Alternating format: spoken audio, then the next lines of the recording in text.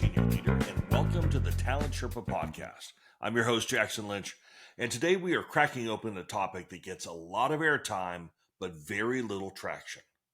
We're going to be talking about metrics. Now, before you click away thinking this is a math episode, just hang on there with me, because this isn't about counting things that don't matter. This one is about how you really know if your people strategy is working. And I don't mean the reran a pulse survey kind of working or turnovers down 2% kind of working. I mean the kind of working that shows up in revenue growth, innovation speed, executional discipline, and whether your teams can actually do what you hired them to do. Because let's be honest, most of the metrics that we've relied on for the last 20 years, they're like checking the weather by licking your finger and holding it out the window. You're going to get something, but you don't really know what. Turnover, time to fill, engagement. It's all vaguely useful. It's like a fortune cookie written by a junior HR analyst. We need a scorecard that plays in the big leagues. And that means tossing out the old rituals and building a human capital scorecard engineered for business performance. So let's start with this uncomfortable truth. Most human capital metrics were designed for reporting, not decision making. They're descriptive, they're not predictive, and worse, they often live in a vacuum. They're reported on by HR and ignored by the business. And when that happens, talent becomes a side conversation instead of a strategic driver. So what if we flip that script? What if the human capital scorecard we use didn't even live on an HR dashboard, but sat right next to your P&L? What if it was sharp enough to guide investment, not just justify programs?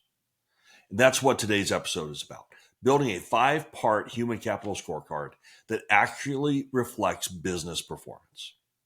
Here's what it includes: revenue per employee, talent density, retention of top talent, speed to impact, and clarity of expectations. Each of these tells a story, and if you're not measuring them, you're probably writing the wrong one. Let's start with revenue per employee. That's a classic, right? Except most companies either use it as a vanity metric or completely ignore it.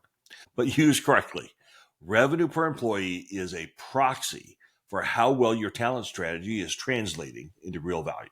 Not busyness, not headcount, value.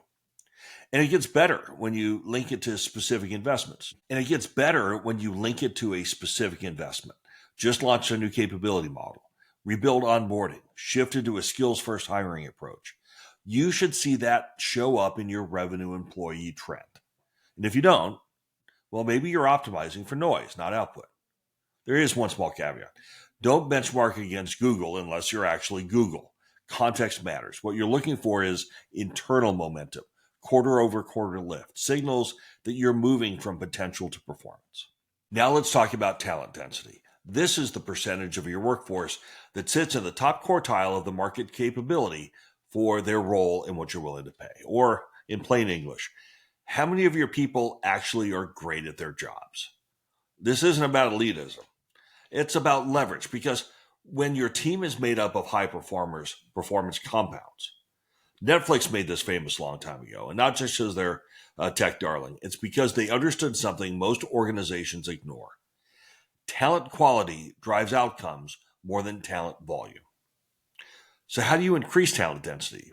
Start first by asking, would I enthusiastically rehire this person tomorrow at the same pay? If the answer is no, then why are they still on your team? Yeah, that's blunt. But talent density forces those conversations. It forces leaders to clarify expectations, manage performance, and stop mistaking tenure for impact.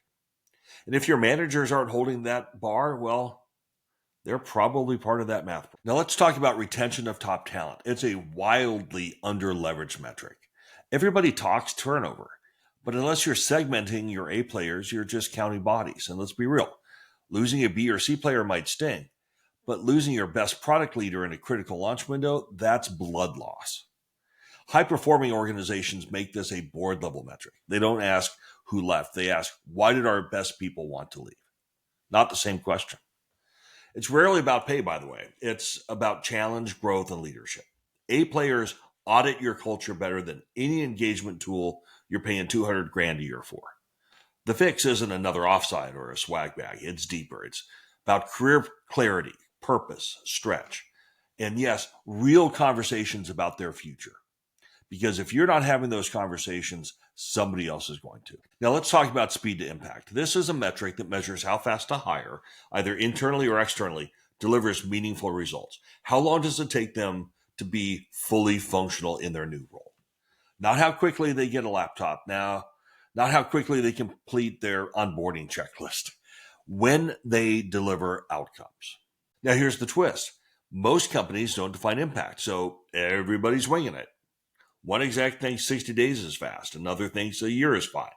You cannot improve what you cannot define. Speed to impact forces clarity. It creates urgency.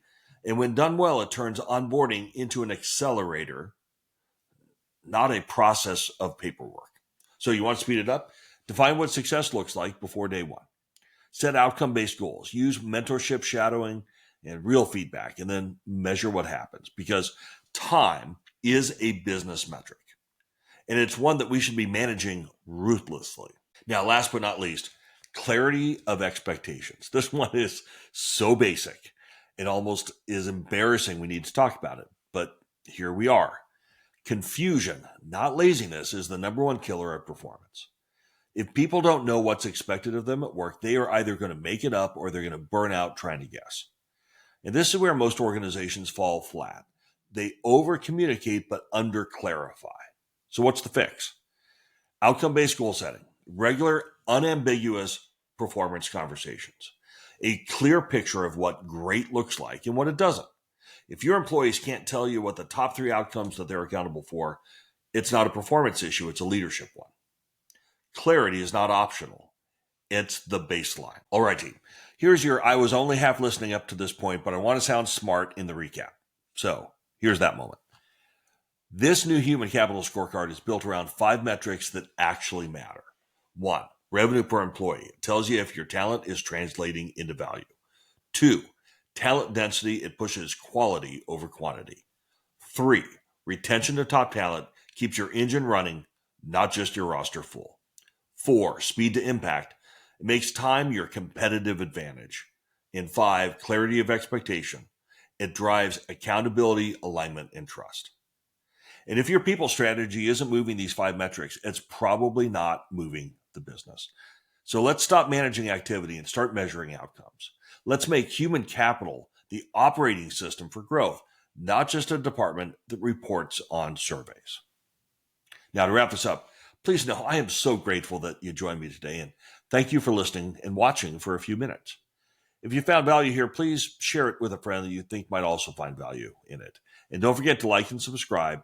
That's how we get more listeners and now watchers. And if you want to dive deeper into these topics, head on over to my Substack. That's at talentsherpa.substack.com. That's where we go in and provide more insights on navigating the future of work.